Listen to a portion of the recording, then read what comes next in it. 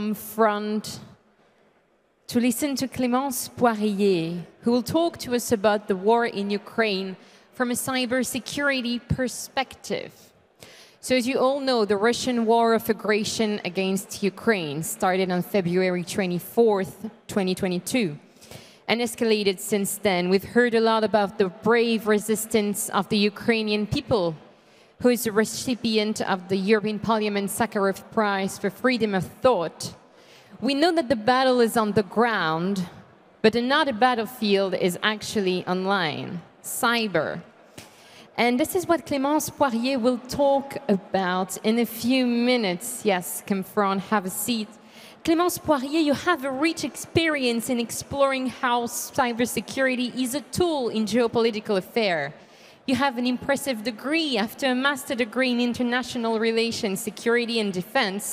You shared your expertise with the Flinders University of Adelaide, the Space Generation Advisory Council, where you're a member of the Space and Cybersecurity Project Group. You're now a research fellow at the European Space Policy Institute. This institute is a think tank that is based in Vienna. The institute published a report on October 2022, a report that you wrote and that explores the war in Ukraine from a cybersecurity perspective. Would you please tell us more about its content? Thank you, everyone. So I'm Clément Poirier. I'm a researcher at the European Space Policy Institute in Vienna, Austria.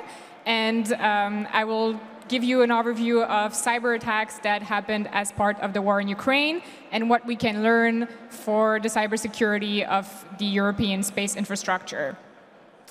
So, as you guys all know, a few hours before the Russian invasion of Ukraine, Russia conducted a cyber attack against Viasat's CYSAT satellite network, which was used by the Ukrainian army, and it was a system that was operated by Eutelsat's subsidiary, Skylogic.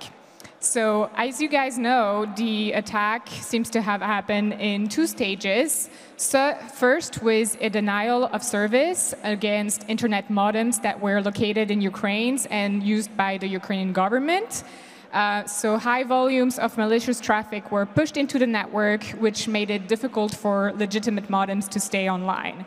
Then the attacker entered a ground-based network, which was operated by Skylogic by exploiting vulnerabilities on the VPN network.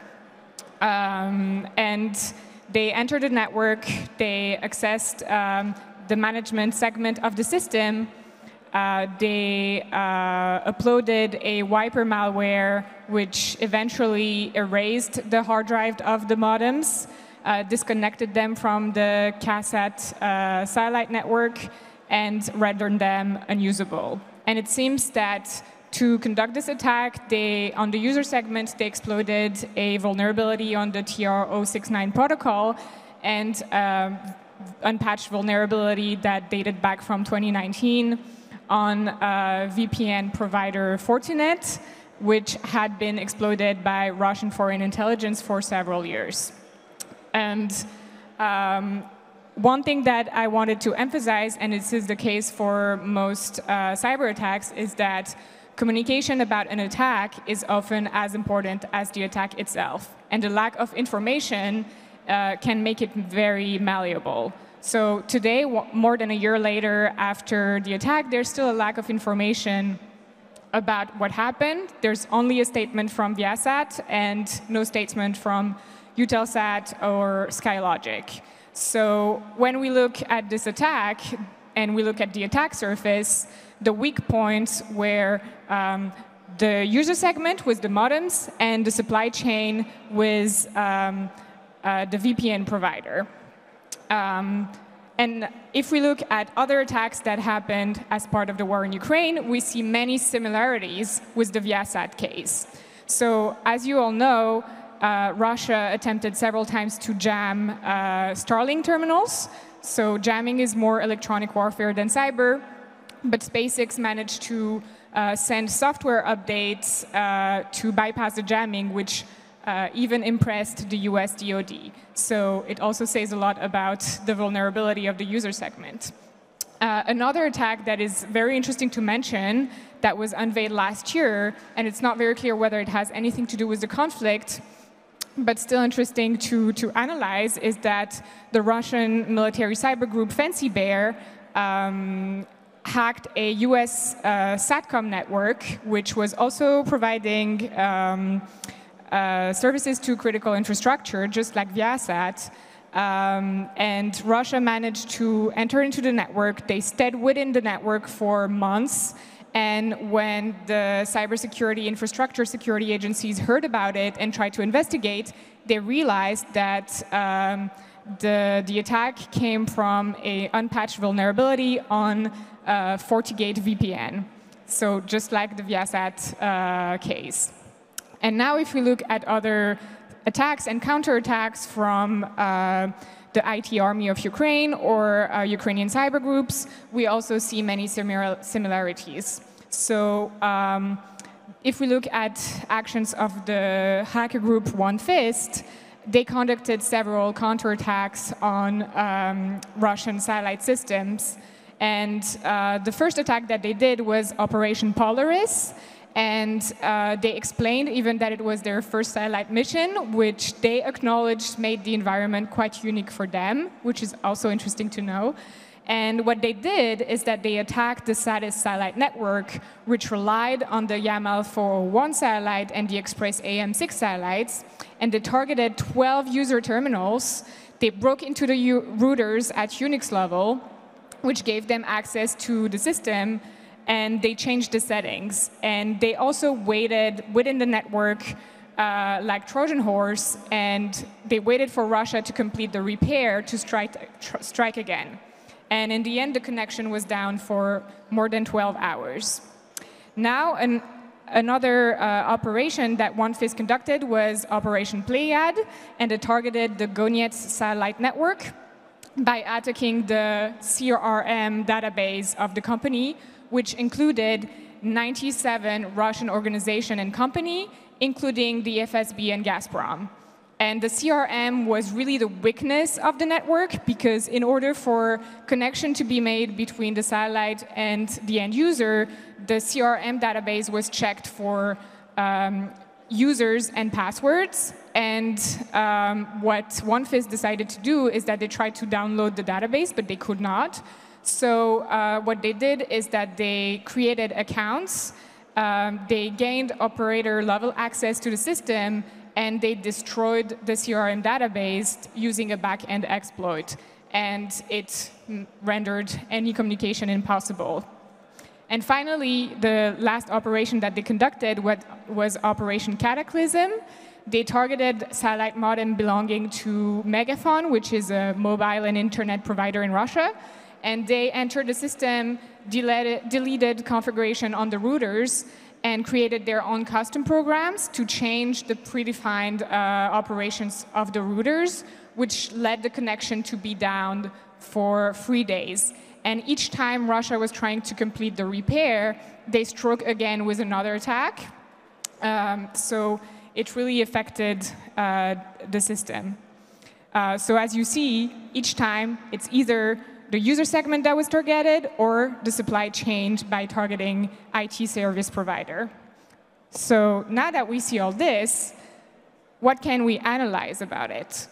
Well, what we can analyze is that the CYSAT case and other attacks that happened as part of the war in Ukraine are representative cases of the state of cybersecurity in the commercial space sector. So if you look at the supply chain is becoming a very weak link.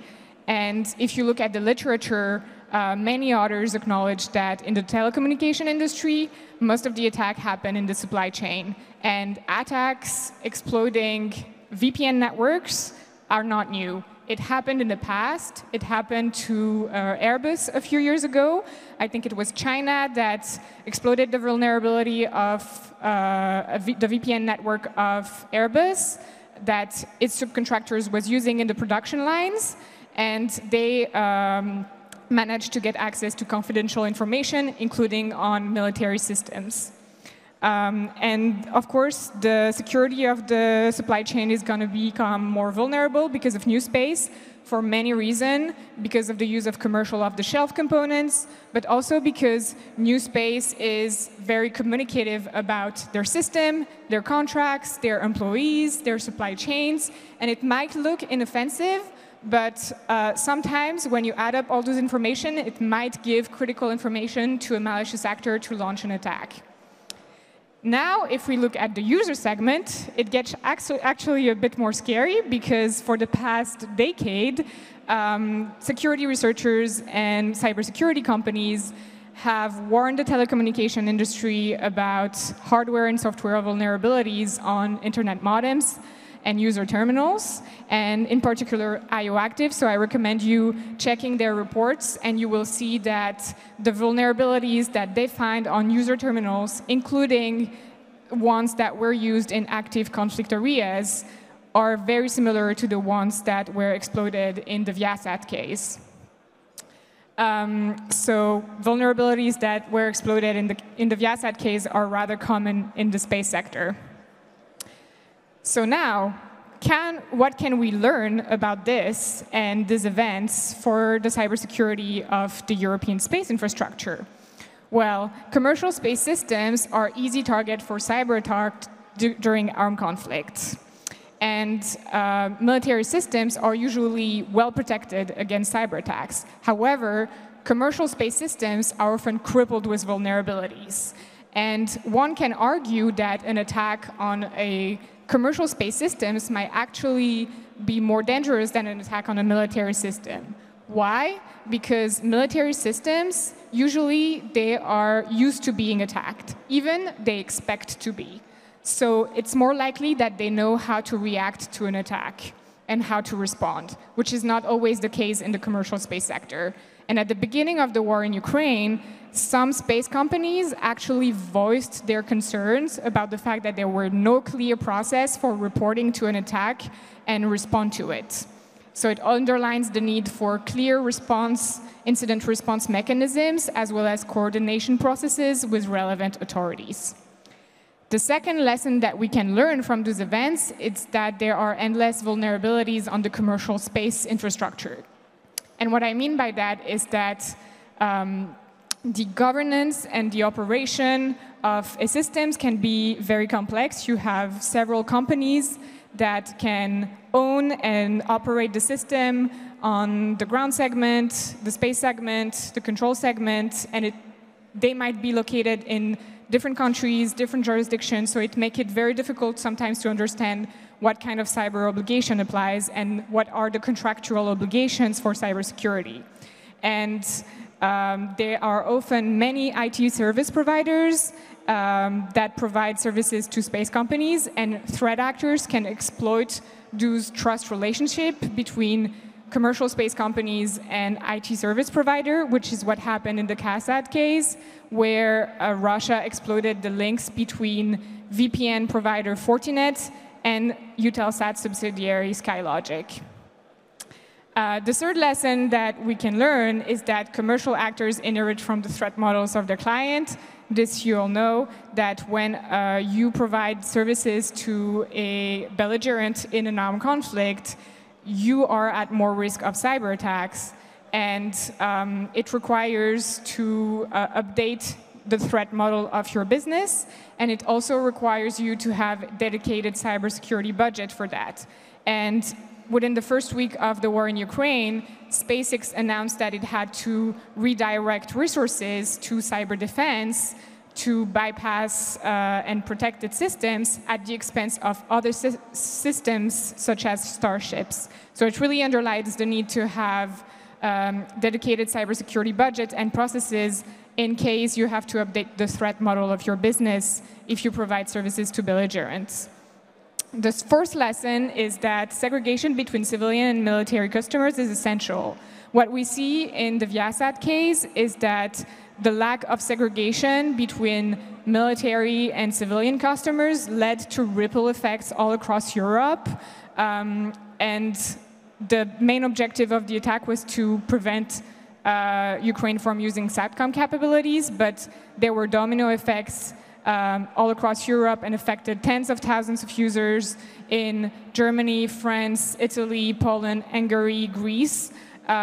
So this was likely due to the lack of segregation. So that's something that is very important in a system. Another lessons that we can learn from those events is that military systems should not be considered based on their ownership, but on their use. So in Europe, often you see that military systems are considered based on who owns them and who operates them. But if you look at the United States, 80% of military SATCOM comes from commercial space systems. So what they do is that they usually consider military space systems based on their criticality rather than on the nature of their owners. Then one thing that I wanted really to mention is that the lack of sovereign space capabilities create a dependence and strategic autonomy issue. Right now, in Ukraine is totally dependent on foreign space systems in this war, totally dependent on Starlink and Iridium. So if we transpose this to Europe in case a war happens in the European Union, well, sure, we're not in such a situation of dependence, but most European states do not have sovereign SATCOM capabilities, let alone military ones. And we know that current SATCOM capabilities are not sufficient. And we know that the demand for SATCOM capabilities is going to rise because of the development of systems such as the future aircraft combat systems, the MGCS, the development of multi-domain operation doctrines. So the needs are there, but we do not have capabilities. So it really makes the case for a European constellation that is centered around cybersecurity, digital sovereignty, and strategic autonomy. So it really makes the case for IRIS². Now, if we look at the other side of the conflict, we can also learn things from what Russia is doing and how they're using space. And the lack of space capabilities create a cybersecurity risk in armed conflict. So Russia demonstrated a much lower use of secure SATCOM capabilities than expected. So it forces them to use walkie-talkies and private mobile phones that are not secure, and it enabled Ukraine to eavesdrop on them and locate them. So if we transpose this to Ukraine and to the situation in Europe, in case we are involved in a conflict, it also shows that you need to have satellite capabilities to secure your soldier on the battlefield. Now, one interesting mention at the intersection between space and terrestrial system is that rerouting internet traffic strategies make satellite essential in armed conflict. Some French researchers at GEOD demonstrated how Russia was digitally isolating the territories under its control. So what they did is that they forced Ukrainian service providers to reroute data traffic, internet data traffic, to Russia by modifying agreement with autonomous systems through the Border Gateway Protocol.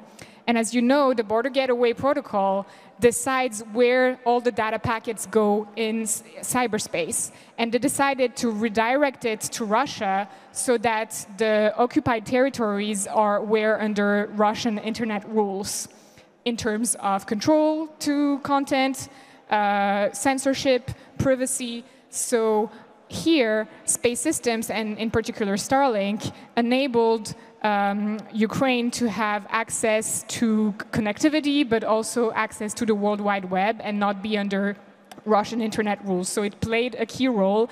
And again, it also makes a great case for Europe to have its own constellation. So now that we mentioned some lessons for the European space infrastructure, what's next? What's going on?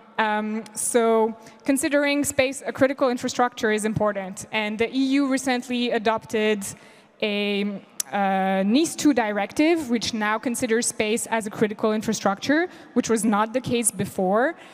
So it now compels the space sector to implement cybersecurity obligations. However, it's a directive, so that means that it has to be implemented into national law by member states. So this member states and the space sector will probably need a lot of assistance to make sure that the rules and the obligation are adapted to the space sector, because there's a bit of a digital conundrum right now in the space sector. Is that on the one hand, you see that space systems are getting more digitalized, so they're more prone to traditional cyber threats, just like any computer on Earth. So it prompts space operator to sometimes implement traditional cybersecurity measures. However, the nature of the orbital environment is so hostile and so different that sometimes those measures are very inadequate. So you have to develop standards that are adapted to the space sector and to the orbital environment, especially for the space segment. A second thing that is very important is to share information about cyber threats. And right now, there's no equivalent to Space CYSAT in Europe, but the Commission and ESPI, they understood the threat, and they will establish next year a EU Space CYSAT to share information about cyber threats, and they will include both traditional space company as well as new space. So it remains to be seen how it's going to be organized, but it's a good step. One additional challenge that remains is that when you look at national space laws, almost none of them have provisions for cybersecurity. So right now, if you want to launch a satellite, if you want to launch, get a launch authorization, you're not required to implement cybersecurity. So updating them and including cybersecurity provision would improve the state of cybersecurity in the space sector. And finally, one thing that should be more streamlined and more mainstream in the space sector is cooperating with white hat hackers, implementing bug bounty programs. It's very established in some other sectors, but not very much in the space sector. And finally, you have to raise awareness. You have to make sure that companies know what to do, know where to report attack, how to cooperate with relevant authorities. And in order to better understand cyber threats on space systems, you need better cooperation with different communities, the space community, the cyber community, and others. So I guess that's exactly what we're doing at CYSAT here. So that's a good step forward. Thank you very much.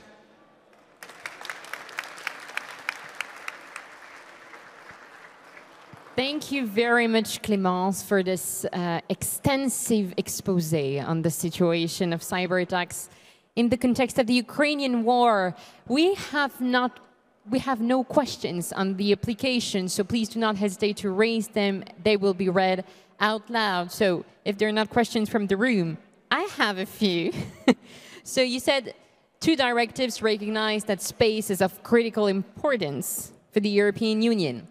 And you also said that standards need to be fitted to the situation. We know that in the European Union context, difficulty is often to harmonize, to set a common set of standards that fit different systems and practices. What can you tell us about the diversity of those systems, those methods, those practices, those expectations that the European Union needs to face? So, yes. I think it's working. I don't know. The microphone is working? The microphone? Yeah.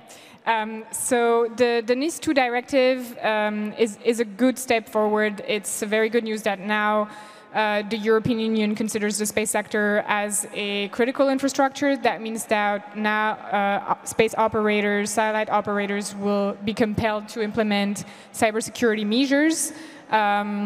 Of course, it has to be implemented into national law, and we need to make sure that there's a bit of common rules and that the implementation is not too different from one country to another, but it's already a good step. There are best practices. Some space agencies are working towards establishing best practices and standards. They're working with the industry to better understand cyber threats. So I think if you look at the past 3 years, there were really an important acknowledgement of cyber threats on space systems. If you look at what was the case in 3 years ago, there were almost no policies that acknowledged cyber threats on space systems. So it's very new.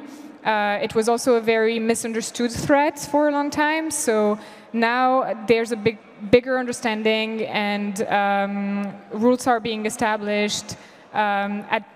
Space laws are also being revised. So, for instance, France recently launched a consultation process to update the national space law. And I know that some people here suggested to include cybersecurity. So it remains to be seen what will happen. But I think we're working towards the right direction.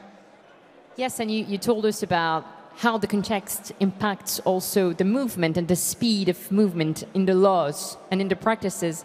We know that with the Ukrainian war, there was a huge rise of defense budget all over Europe, and mainly in France, who's not had such an important budget dedicated to defense for years. What is the share of cyber defense against attacks of this rise of budget? Do you know? Have you observed a rise of interest for cyber attacks since the KSAT event or not? I think the CYSAT case really raised the alarm and was a bit of a black swan event, and a lot of operators and companies and countries realized that cyber threats on space systems could really have strategic consequences, and they understood that they need to allocate budgets and define strategies for the cybersecurity of the space infrastructure. So I think both in the private and the public sector, it really increased the awareness about the threat, and that they understood the need to implement cybersecurity measures. So then it will take time before things are operational and things are really changing. But I think this event was an unfortunate alarm raising for a lot of operators and states. Okay. My call for questions was heard by the audience. So we have a several set of questions. I will, because time is running fast, I will read them out loud and not display them, if you agree. You're asked, Clémence, what is your opinion that NIS2 directive includes only ground infrastructures in space sector? Yes, so that's something where it's not very clear whether it includes the entire space infrastructure, and whether it also includes the user segment, the control segment, the space segment. But we'll see in the implementation and how member states implement this directive into their national law. They will have to integrate ground infrastructure, but they are free also to be more precise and to define this and to integrate the entire space infrastructure so that they are compelled by those cybersecurity obligations. Okay, 2 more questions before we leave the floor to Mathieu. What cybersecurity standards are being used to guide the space sector? Are they based on other critical infrastructure approaches? And also, is there a big difference between Europe's and the US approach on establishing standards regarding cybersecurity? So the US has been trying to establish standards for space cybersecurity for a longer time than Europe. So I think they're more advanced, but they have more systems, so it's more complex to manage their whole space infrastructure than in Europe, and they have a bigger share of commercial space systems, so it's also more difficult. I'm not an engineer, so I cannot tell you more about the type of standards and how they are implemented. But there is work from space agencies with the industry to establish those standards and to better understand the specificities of cyber threats against space system. Thank you very much, Clémence, for this very nice exposé.